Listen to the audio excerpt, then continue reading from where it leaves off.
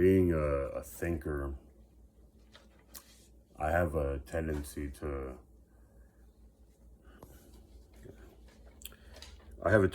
use bigger words than I need to sometimes, even though I don't really have that expansive of a vocabulary. I don't know that many big words. Yeah, I think compared to most people, I'm pretty average on that. But I have a tendency to use maybe words more complicated than I need to, or sometimes over explain things, or over word them. Use more words than is necessary. Like I was writing a comment today online, and then I had to rewrite it a little bit. No, I didn't. I started to type it. I was making something a little bit longer and convoluted than it should have been in my head, and I decided to keep it simple, right? I decided to cut it down. And that's something you have to do in life sometimes, especially if you have a tendency to think a lot. Which I know I'm not the only one, And by the way, I always say this, thinking a lot doesn't make you smart. It doesn't mean you're smart. As a matter of fact, probably quite the contrary. But it's something we can all use a little bit of help with, or sorry, something we can all improve on. Is keeping things simple. Sometimes when you are tempted to overcomplicate something, because maybe in the back of your mind you're thinking that it's gonna make it better, or it's just gonna look nicer. Yeah, maybe those are cosmetic details, though. I guess if you're in advertising or something, maybe those things are beneficial. But if I got to be honest, even then, I was going through San Francisco, I believe, some time ago. I think it was several weeks or probably months ago, and there was an ad that caught my attention. It was I don't even think it was that big. It was just it was a white background. It was very simple. I don't know why I'm struggling to explain it. It was nothing more than a white background with black letters, and it was probably a very unambiguous, ambiguous. Sorry, inconspicuous. There I go with the big words, right? It's not even a big word, but it was a relatively inconspicuous font. It was if I remember correctly, it was just some basic, maybe like a Times New Roman, or I don't know what it was. It might have been fancy. I don't think it was, though. That would have gone against the whole backdrop, or the whole theme, right? And the ad actually stuck out to me. It looked very elegant, actually. It looked very elegant in its simplicity. And that made me, stuff like that makes you stop and think, which I'm somebody who thinks a lot anyway, so what does that even mean, right? What does that say? But I think it would make anybody stop and think, or at least stop to consider that there is a visual appeal to simplicity. I don't know why we convince ourselves. I know I do. I don't know why anybody convinces themselves that complicated, that more is better, or complicated is better. We know it doesn't apply to possessions. I mean, we know that owning more stuff isn't necessarily a better thing. I mean, it's more stuff you got to take care of, right? So how does complicating anything make it better, right? Makes sense, right? Hearing it being said makes perfect sense, but we don't seem to compute that as often as we should. And I think it's just good. I think it's just good to remind yourself whenever you have a chance, to. Sorry, I've been a little stiff throughout this video. That's what happens when you think. I'm trying to shake that off. I think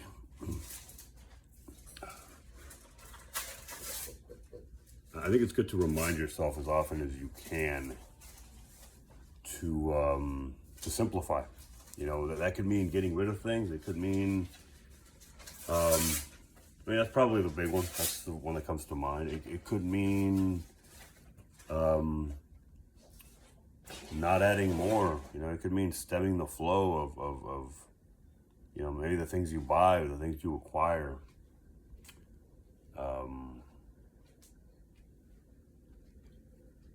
You know, but just simplifying.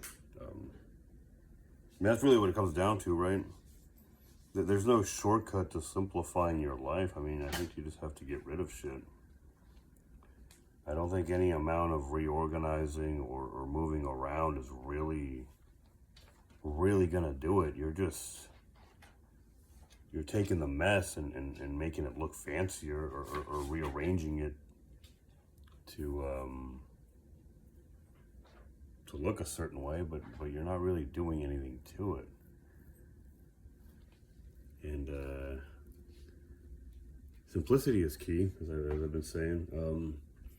But really, it applies to more. It doesn't just apply to your physical possessions. It applies to your systems. It applies to how you handle things, how you manage things, how you work, even how you just go out into the world and conduct yourself, or at home, the way you handle things, the way you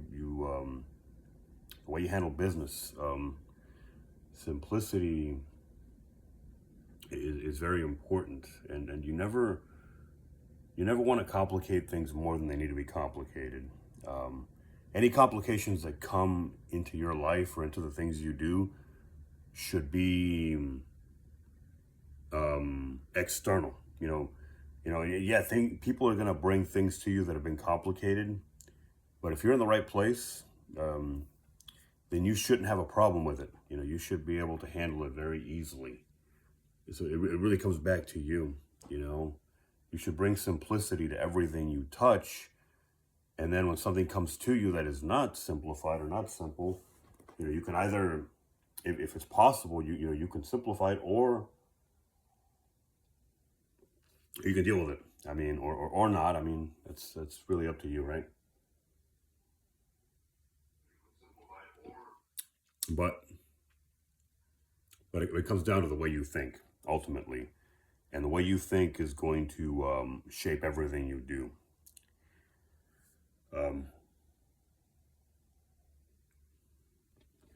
I like to say you always bring yourself to every situation you're involved in. Makes sense, right? Saying it that way, but I think we forget sometimes. You know, you bring yourself to every situation, so there's an element right there that you have control, that you have full control of, and that being yourself. You bring yourself, you bring your mind to every encounter, to every situation, whether you be at home, at work, or out there, anywhere. Everything you touch, everything you come in contact with, you're bringing yourself, you're bringing your mind, your brain. So it will always be to your benefit to work on that, to elevate that, to kind of sharpen the game as far as your mind is concerned. And I think at the core, you know, people will always try to tell you, you know, it goes back to what I was saying about arranging the mess. You know, you can have all these fancy little systems, all these fancy little ways of arranging your thoughts and arranging the way the ways you think about things, but ultimately, just like with your closet, just like with your office, with your desk, with your locker at work, maybe with anything, there's going to be there are going to be no shortcuts. You know, simplicity is the way to go. You might call that a shortcut, but you know, there are going to be no shortcuts that are going to circumvent simplicity.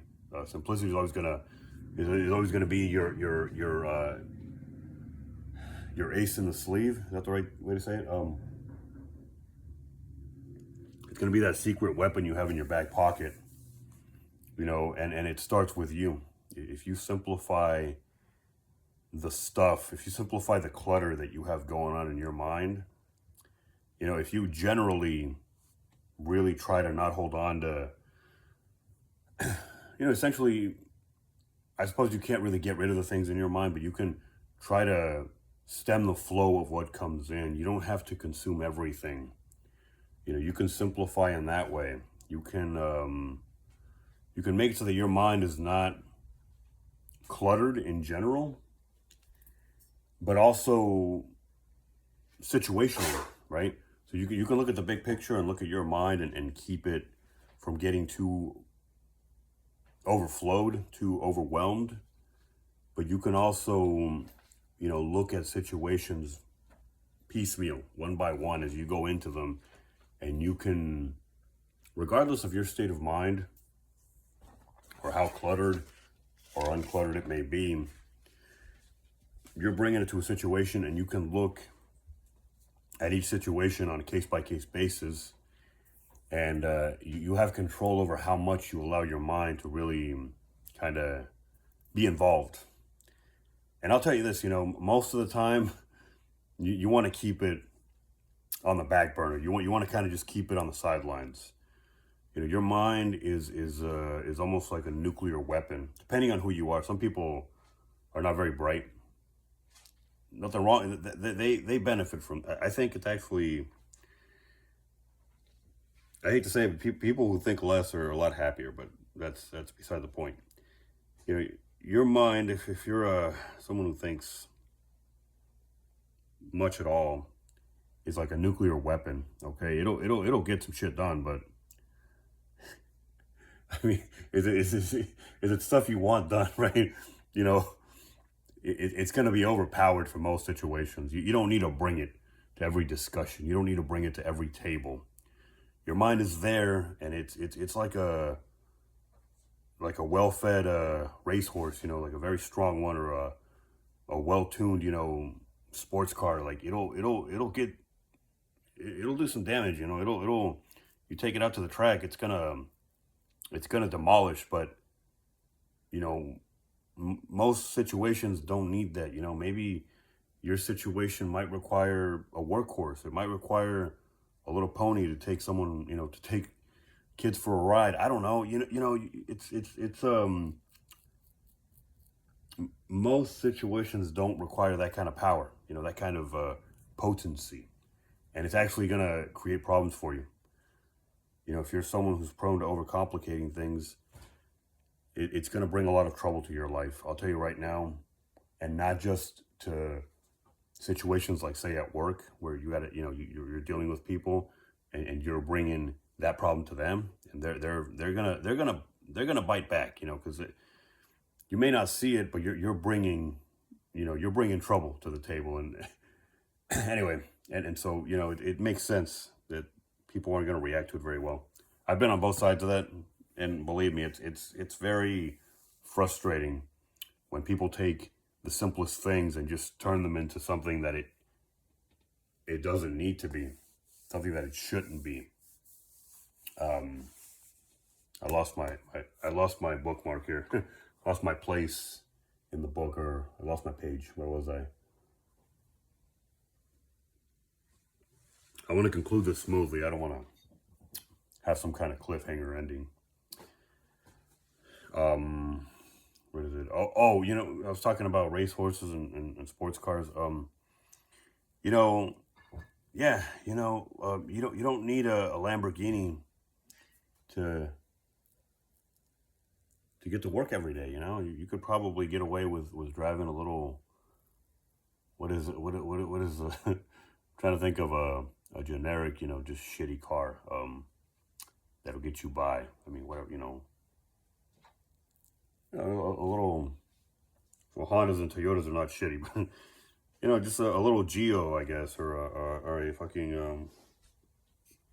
I mean, I've had shitty cars in my life, but I'm not too familiar because they were old, but every car I've had has been I guess you could say I've had Hondas, and I've had a few Honda Accords. I mean, I guess I've never had an unreliable, like, complete piece of junk for a car, but you know, I think you get what I'm trying to say. You know, you don't need that. You don't need that overpowered, over the top car that looks really cute and pretty. You know, to your day to day activities, to fulfill your day to day obligations. You may not even need a car, right? Maybe you work from home. Maybe you work somewhere where you can walk. The point I'm trying to make is, I think that's a good exemplification. Is that even a word? Of how things get complicated for no reason sometimes, and it applies to everything. What I was saying there was, before that analogy was, you bring your mind to every encounter, you bring it to every situation, and so